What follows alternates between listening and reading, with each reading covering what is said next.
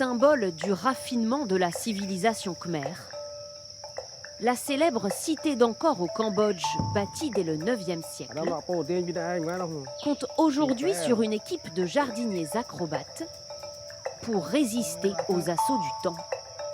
Coupe celle du haut avant de redescendre. Chaque jour, sous le regard inquiet des touristes, ils grimpent jusqu'au sommet de ces vestiges pour retirer la végétation qui y pousse. C'est super impressionnant et dangereux. Rien qu'à les voir comme ça, je me dis, comment ils ont fait pour monter jusque là-haut? Des escaladeurs de l'extrême qui assurent l'entretien de l'un des plus beaux sites touristiques de la planète. Leur mission périlleuse commence toujours au petit matin. Ce jour-là, c'est sur ce temple du XIe siècle, dédié au dieu Shiva, mais là un peu plus bas, voilà, juste ici, que démarre leur journée.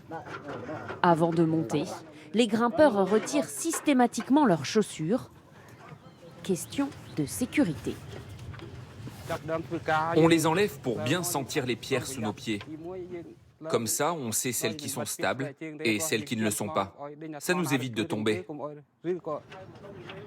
Sur cet édifice de 15 mètres de haut, 3 jardiniers assurés par une corde vont retirer à la main ou à l'aide de leurs pieds les plantes qui poussent entre les briques et qui endommagent la structure. Ça pousse très vite ici. En 2 semaines seulement, la végétation peut pousser jusqu'à 20 cm. Si on ne faisait rien, les racines continueraient de pousser et ça détruirait les murs. Pour ce travail très dangereux, ces jardiniers sont rémunérés 140 € par mois.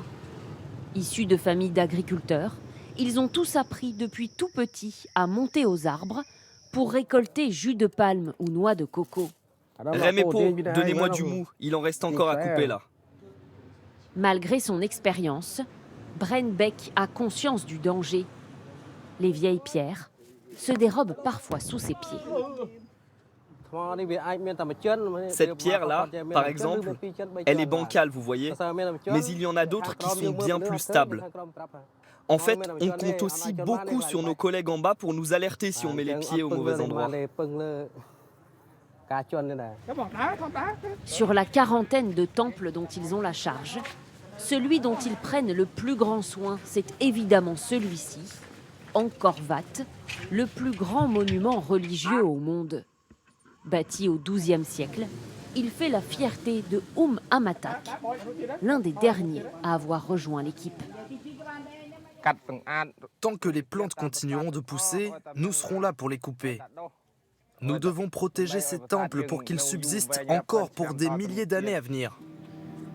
Une bataille permanente contre la nature, dont certains temples ont déjà fait les frais, comme celui-ci. Les racines des arbres ont envahi et détruit par endroits les bâtiments. Mais ceux-ci, les jardiniers acrobates n'y toucheront jamais.